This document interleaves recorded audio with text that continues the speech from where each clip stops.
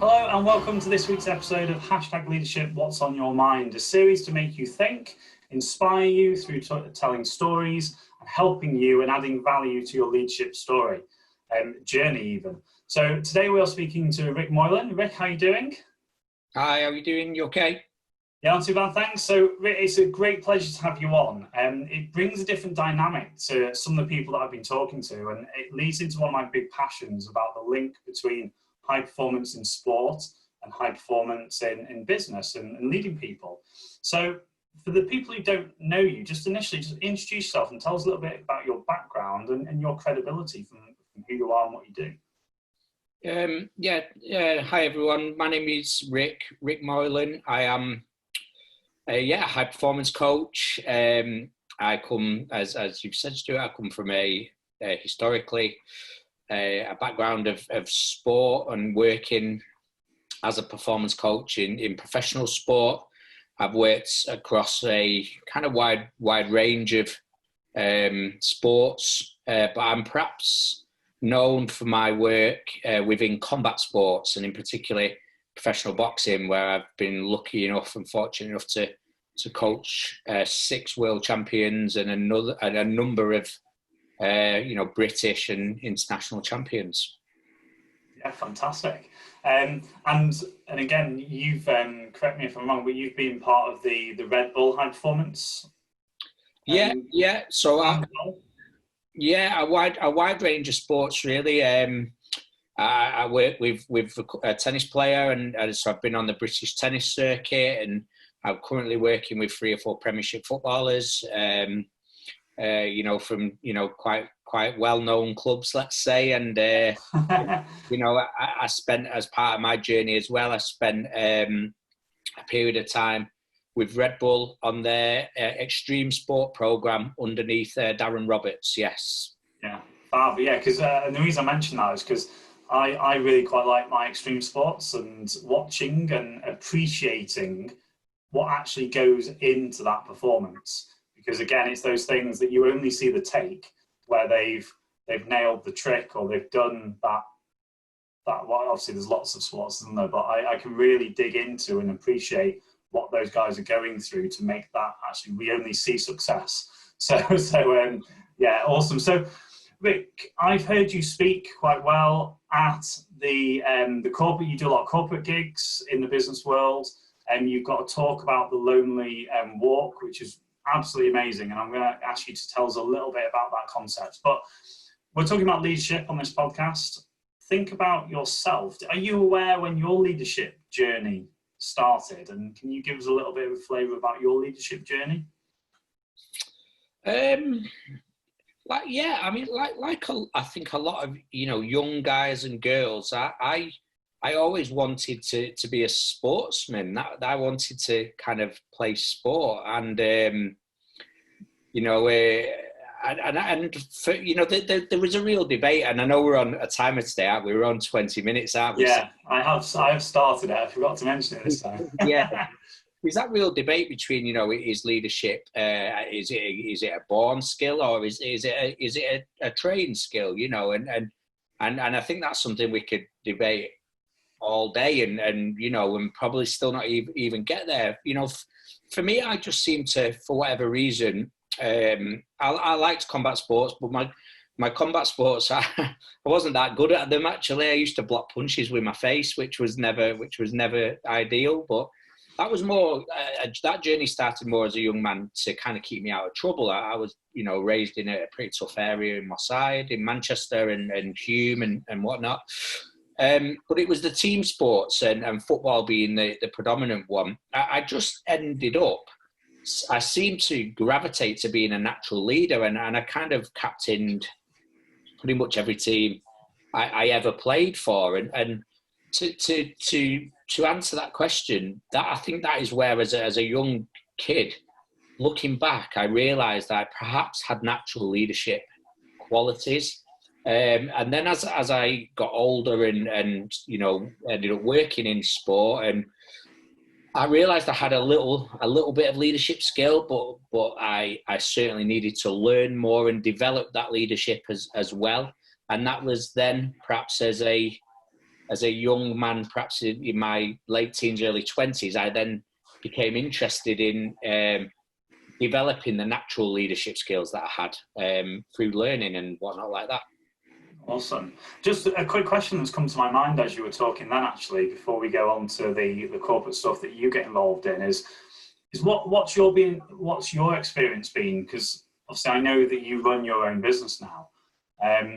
What's that been like? Are there any leadership journeys or experiences that you've come to mind in regards to leading and driving your own business forward?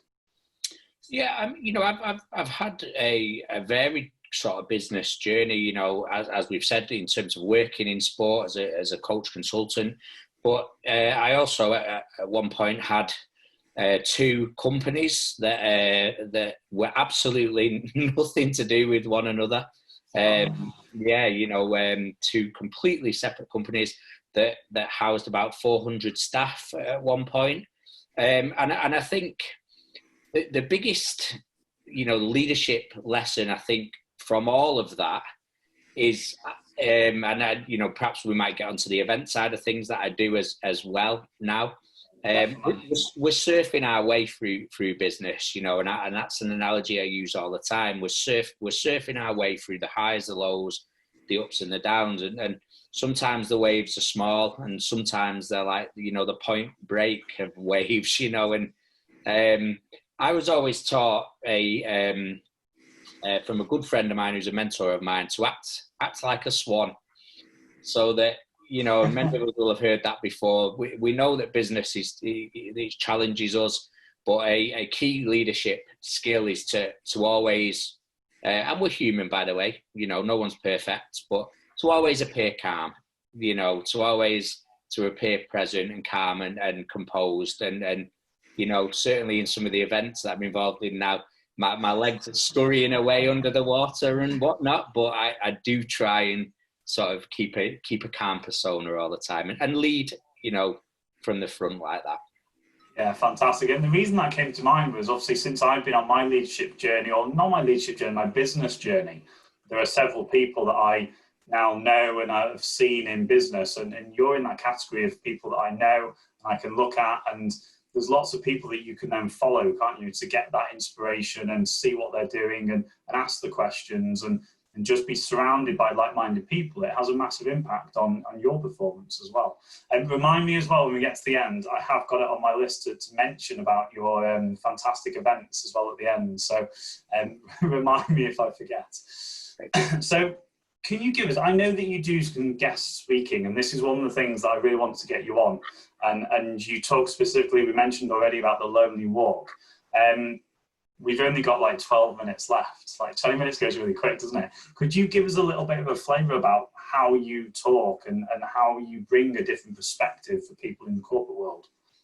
Yeah, so the lonely walk, and I'm actually writing a book as well called The Lonely Walk. And, the lonely walk, it kind of stemmed initially from debriefing, the training that we would do with the pro boxers, and as is always, you fall into the habit of analysing less when you're successful and more so when you're not. And I worked for Team Ricky Hatton for nearly 5 years. I was the head of performance there, and we had an unprecedented run of success where I think for about 40 or 50 fights, our fighters didn't lose, and everything was rosy, and then all of a sudden we had 2 or 3 losses, and you start to analyze things, and you look at metrics and numbers, and just like you would in business and whatnot like that.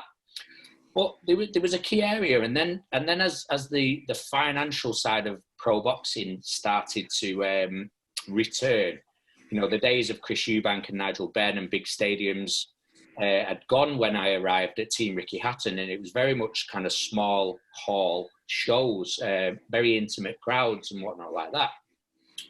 And something reappeared amongst 3 or 4 of the guys that I was working with in the debrief, in that essentially as the stadiums had got bigger, the crowds had got bigger. And then what that also meant was that the walk to the ring was taking far longer. Yeah. So what would have been in a small hall, it would have took 10 seconds, and they basically had no time to think. They then had to do a walk that took 2 or 3 minutes. And there was a window there of change in their mindset, let's say. And that was how it all stemmed for me. I started researching this, studying it, blah, blah, blah. And I realized that, you know, sports can be very lonely, despite the fact we have a team. Business is very much like that, despite the fact that we have staff or you know, peers or whatnot like that. And yeah, you know, as I've transitioned into you know, talking in the corporate environment and so forth, I turned or coined this phrase, the lonely walk, and it was all based on the mindset of a, you know, a high performer, a fighter, a boxer, as they enter the ring, and you know, what leadership characteristics do they display? What do they need that they don't have? Fear, regret, all those kind of things, you know, and we might touch on them. And then I kind of realized that each and every one of us has our own lonely walk, you know, whether that's in your personal life and certainly in your business life.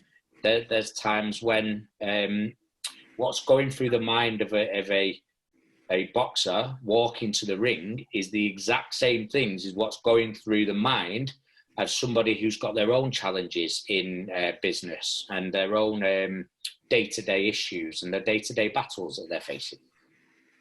Yeah, and I think a lot of people can, and this is why it's really powerful, because a lot of things that my big passion is getting people to think and just away from the norm, and to bring yourself to come in and talk differently about that and give people will be there thinking, yeah, I get that, and I've not thought like that before. And maybe I need to think about what is my lonely walk, and that can be the commute to work. Absolutely. To and from work, and that's quite a long commute for quite a lot of people. So people can probably, I've and I can't remember, this is just something come up in my head that somebody mentioned about I think it was a change of location for a work, and they'd realised that the shortening of the journey home had a massive impact on their attitude and behaviours at home, because they were having less time to switch off from work. So it's a massive thing out there. What are the sort of things that you what are the reactions that you get when you do these talks? What are some of the things that start to come out and actually people start talking really well about that's impacted them, why it's impacted them, what have they done about it? You know, when you enjoy sport, I think you've got to be careful, because you can fall into this trap, and you know, sport's a fascinating thing, and obviously people's, you know, opinions and social media and all that kind of stuff, and you can see just how passionate people get when, for example, there's two people who don't support the same team, let's say, and you've got to be careful with sport that you don't assume that just because you enjoy sport that everybody enjoys sport. So I think for me the challenge is making myself relatable. So it's great for me to go into an environment and, you know, present myself as a high performance coach in sport, but then to, you know, as you said earlier, I think it may even be when we were off record, but the people who are listening to you have taken some transferable skills away, because whether it's sport or whether it's business, we all have to lead teams. We all have to sometimes look up the line or down the line, i.e. we've got staff above us or perhaps under us who we're either being led or leading the way, and both of them provide their challenges. You know, we all have stress, we all have fears, we all have hopes, dreams, limiting beliefs, and I think sometimes people who love sport will look at the sports person and assume that he or she is bulletproof and that they never have to work on themselves, they're superhuman. And then the person who doesn't particularly enjoy sport would kind of like well, you know, what have we got in common? So to show those two kinds of people that actually, no, these guys and girls are human beings. They have the same challenges that you have. And then to show that the people who don't quite relate to sport, actually you can relate to it, and there's loads of key learning there for you. That you know, it's rewarding for me. I really enjoy it. But an amazing environment to be working in as well. I'm a massive person that is able to and love the dynamics of it's that people watching performance, digging into it and seeing the human element of it. Can we just go to one thing that you kind of mentioned and alluded to earlier on? And it's really quite on my radar at the minute, because I'm going to get a couple of people in the next few months who are going to come and talk about their failures in leadership. So, and I'm very privileged that the people are going to come on and be quite open and honest about this. The last episode, Matt was quite open and honest about if people are struggling to reach out and ask the question and link up with people to support. With that word failure, there's lots of transferable skills that people have to deal with in sport, and people that are going down the line of failing, and sometimes when we say failure, it's quite an abrupt, isn't it? It's not always that. It's small incremental failures that if you're not getting in front of, as we talked on the last episode, that it will catch you out. So in your perspective of sport, how do you deal with failure? It's particularly in pro boxing that there was a taboo for a while around a loss, around getting beat, around a failure, you know, and that all of a sudden, if you lost or you're always, it's called, you're zero, as in zero losses, that somehow you became, overnight, you became a poor boxer, you weren't very good, you weren't a good athlete, etc., etc. And for us, and in terms of my coaching, the key word, and you know, I'm sure many people will have come, or the key expression we come across is, and we use, is there's no such thing as failure, only feedback. So the debrief is a huge part of sport now, and it's, as I say before, it certainly wasn't.